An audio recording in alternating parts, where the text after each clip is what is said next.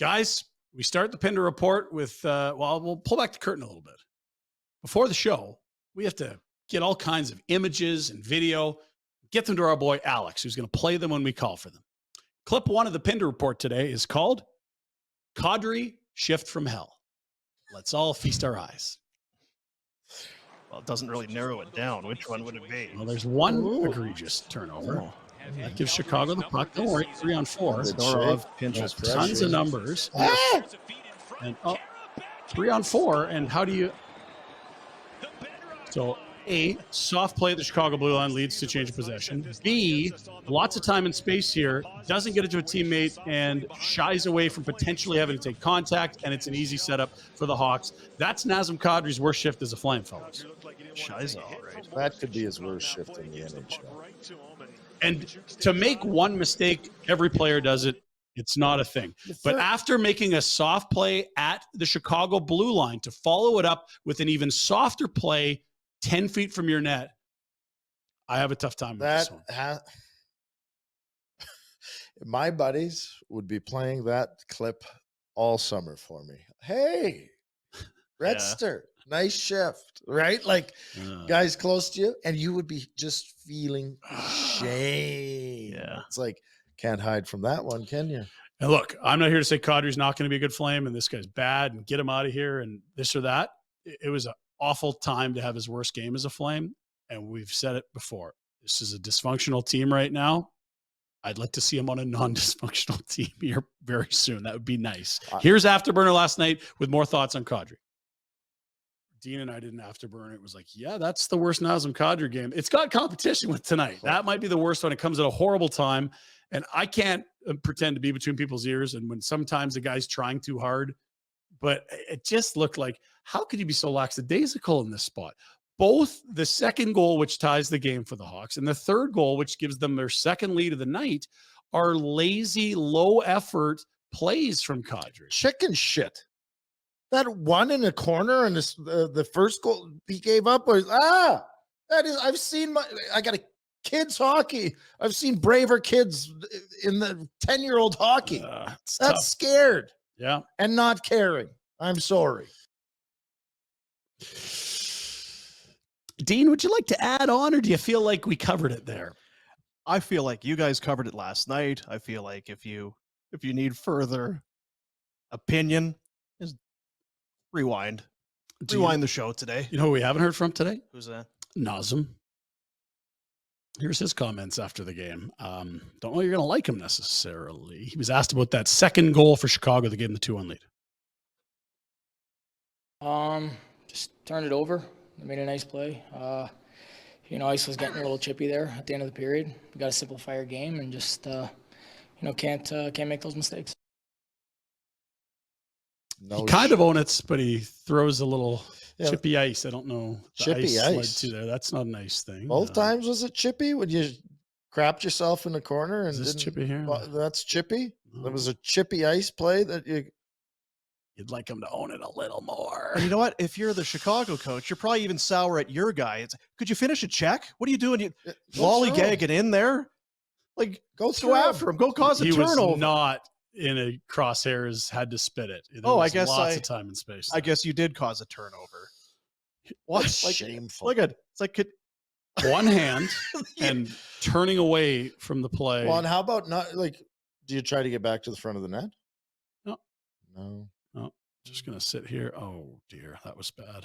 It's really bad. Here's an interesting thing we mentioned earlier. This is a tweet from one of our listeners, viewers, whatever we call them now, Dean. One of our boys, Pedro. Buddies.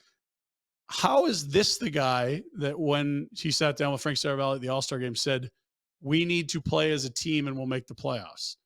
It has been some of the least teamish play from 91. And look, I think he's a good player. It's just been a miserable half year. This guy had a broken hand and scored an overtime winning goal in the playoffs to eliminate the Oilers last year. This isn't the guy. And it's it's not the guy. And that's something's just got to give you hope in a weird way, doesn't it? That if things are different, he could be that guy. I don't, because it is the guy. That is the guy. It's the same guy. So apparently he can do either. Apparently.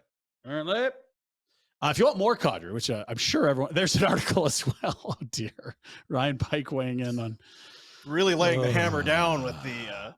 Not a great. Didn't have a great night. What's another way of saying didn't have a great? Had a bad? Yeah. Soiled undies? It was brutal. Tragic number for the Calgary Flames is, very small. And that's not good if you know how a tragic number works. It's a combination of Flames losses or Winnipeg wins. It's only 3. So Jets have 5 left. And they only need 3. And that's assuming Calgary. Oh, boy. Yeah, that's what they're up against math-wise. Here's a look at your standings in the West. Nashville did win. Back-to-back, Dallas and Vegas. They pull off an OT winner. I believe it was Phil Tomasino that drew the penalty in overtime and then scored in overtime. Well, it went out, Glass shot, and I think it went off the skate of the defender and in. Like Glass Either got way, it, yeah. like that's some gutsy shit from Nashville here after selling with 4 significant injuries. Tommy Novak on the board with 2 more. Are you kidding me? They're 1 back of the Flames with a game in hand. Calgary's 2 back of the Jets. Jets hold a game in hand and a tie break. You're 3 back, and the Jets have a game in hand because you lost to a 32nd place team on your home ice. Crucial stretch of the season. We've gone over that. Here are the Jets' lines for tonight's contest. They've been humming since they came home, Dean. They got shut out at the end of a road trip in San Jose, but since then, 6-2 and 6-1. They're 2 victories, and they've moved some guys around and got some success. Scheifele was cooled off. Ehlers was on the third line. Wheeler wasn't getting points. All of them heating up in a big way. Hear more about this maybe in our Betway Bets of the day. They're feeling good with back-to-back 6-goal victories and, a few days to rest up for the Flames, who are limping in with their 4th and 6th and 3rd and 4 nights. Oh, they'll be very tight, though. They'll be very tense and tight. Especially after watching the Flames game last night. Oof. Yeah. You guys got Afterburner tonight. Have fun with that, would you? Yeah. T's and P's, is that the... Well, it won't be an hour. I'll tell you that. No, we needed an hour last night. You might not tonight. You might be able to start in the third period. Was it a non-Kerr record? It was, 54? No, it was close to a non-Kerr record. I think we Yeah. had 104 was the Kerr record, and we had a 101 or something. It's like, damn it, if I knew that, I would have gone 3 minutes long. Yeah. Non-Kerr is a big show, though. If you're flirting with a non-Kerr record. Let's move to the Eastern Conference. Huge game last night for Rhett. He's an alumnus, as he would say, of 2 teams that clashed. It was a huge win for the Florida Panthers, who started in that wild card 3 slot playing Buffalo, who had games in hand and a chance. They lose 2-1. Alex Lyon and Devin Levi put on a show. Both excellent. A 2-1 win, and Florida leapfrogs not only Pittsburgh, but also the Islanders. Panteros officially have won the trade. That's it. I'm sorry. They get in the playoffs. The Panthers have put on a charge too. Like Ever since Keith Tkachuk aerated them for being soft. even and before not that, really if you trying. go back to the All-Star break, I think they're way out. And they've played. They've dropped games, and Tkachuk had to call them out as dead. They've come a long way back to get into this. They've had some nice stretches, and then it seems like not only this team we cover here, there's been the hiccups after those, but they've needed it now, and they have performed. Keith called them out, man. There's your East. Pittsburgh. Last time Sid missed the playoffs, I got some factoids for you. It's his rookie season. Mario played the first half of the year and then retired. That's how long it's been in Pittsburgh. Like 05, 06. 16 years. Like, that is a hell of a run. And look, they're not dead yet, but it's been an ugly, hard watch for Penguins fans, similar to the Flames. I like too. the players on that team. I'm just sick of seeing them. And it's weird because there's still enough guys there. You felt like when that string was going to come to an end, it would have that whole group. But it's still Letang and Malkin, and They all re-upped They're last all summer. kind of still there. They all got new deals. Kind of shocked that they are in that spot. Let's go to the WHL. Overblown Connor Bedard with another show last night. Did he do well again? Back in Regina, up 2-0 on the favored Saskatoon Blades. He's set up the first 2 Regina goals as we go to the action here. Back of the net to play it. Bedard pokes it to center, trying to split the defense. He does. He's all alone. Bedard scores! 3 points, gets into 11 at that juncture of the series. They would blow that lead, Rhett. The Blades come back from 3-1 and win it in overtime 4-3. It's a 2-1 series lead for Regina. Game 4, I believe, tonight in Regina. A chance to make it 3-1 or a 2-2 saw-off going back to Saskatoon. No lead is too. And did you see him split the D? One with 10 minutes. Watch this, left. Red. It looked like Chad Allen and Brett Warner back in. Whoop. No, we just slashed. I was going to say, they'd be 94. water skiing off him. Calgary Hitmen in action again tonight. We told you on about Monday's loss at home. They're down 2-1 to the Red Deer Rebels. 7 o'clock start at the Dome.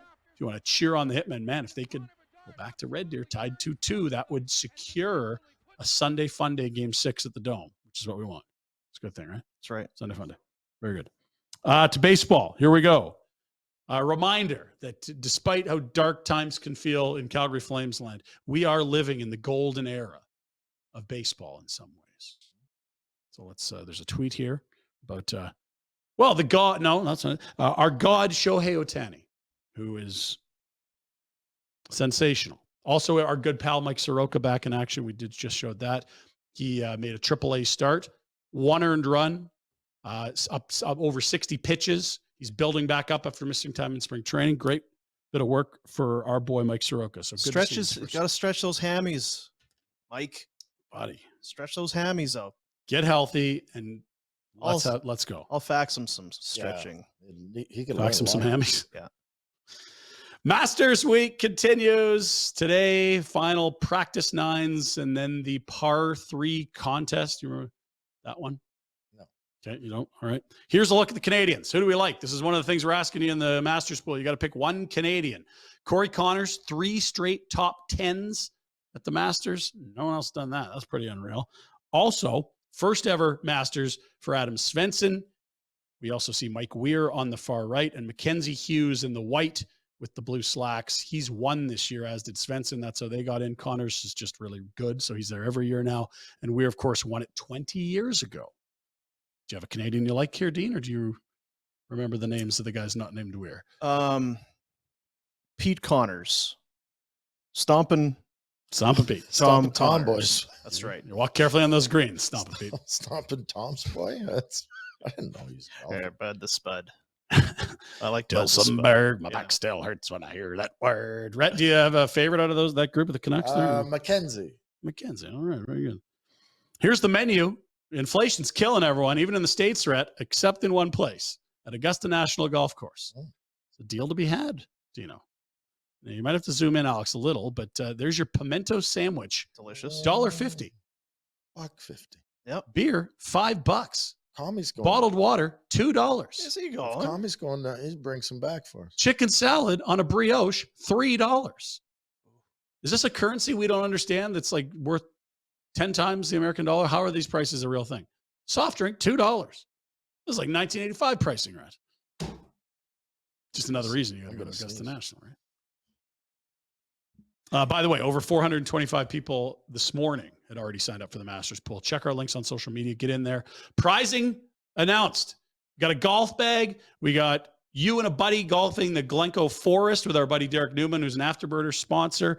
And we'll have some barn burner swag as well. Winner will get to pick which 3 prizes. Might be a putter thrown in that golf bag. Working on that. Second place will get to pick what's left, and then third will probably end up with the barn burner gear, unless that's the guy who wins it. Got to get the barn burner. Nice. I got a broken TV if we want. Stop it. Speaking of Rhett and tomfoolery, there are visuals of now your boys haven't flown back to Buffalo yet. Nope. But they are with you now in Calgary. So this must have been the Buffalo to Calgary flight earlier this week. Don't know why it took me this long to get the photos. Probably not the shoveler, but look at the arrogance and this is a foul. You cannot get on a plane and kick up bare feet an inch away from somebody's head. I was on a plane with the shoveler, and the lady sat beside the shoveler, took her sandals off, and started picking skin off. Dean's going to puke. I'm not joking. Like, right. What do they call that, Dean? Toe jam? Is that it? Or is under the nail stuff Big, different? long strips of dead skin. Hoof rot. Hoof rot. Yeah, what's that stuff under the nail that's kind of like dirt, but it also looks kind of like It's dander? a fungus. It's fungi. Yeah. Hey, they're a fun guy, right? That's Mhm. yeah. So there's your pin report. Teach your boys What smarten about up. my kids? Smarten up. Parent your own kids. Village Honda. They have the $1 million buy-in event. Buy in those used vehicles. They'll buy yours, even if you don't buy theirs. And they throw Tropical Cruise to boot. They are doing everything they can to get your attention. VillageHonda.com. Online, Northwest Auto Mall. They are your dealership for life.